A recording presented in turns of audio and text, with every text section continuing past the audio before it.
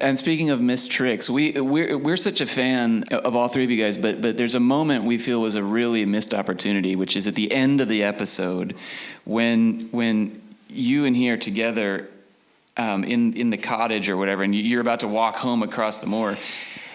There was this moment where we could have had Faulkner and Tabori squaring off in some way, you know, a battle of wits or even just some kind of a conversational moment that we just really never get in the entire show. Right now, it's you two in a room shot through a window. There's nothing there. But do you ever regret not having a moment together? Well, you know, you guys spoke so brilliantly on your podcast about the film, and it made me realize how irresponsibly I approached this work. You know, in that I looked at the scene that was given, and, you know, then you manage your way through it. But that there really was so much more to be discussed or to be found. And it was a shame that work, at least in my experience on that film, wasn't done.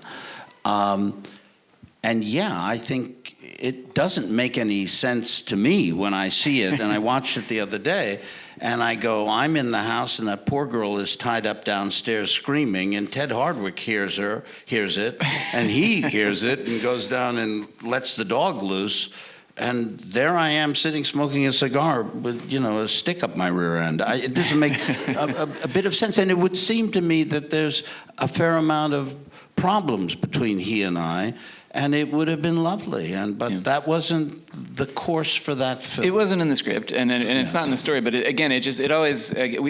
for us, it would have been such a joy to see. You know, it would have been to see that moment between those two. Well, characters. It would have been a joy for me to be able to act with James Faulkner, because I don't think I do it all in that film, and I would have loved it.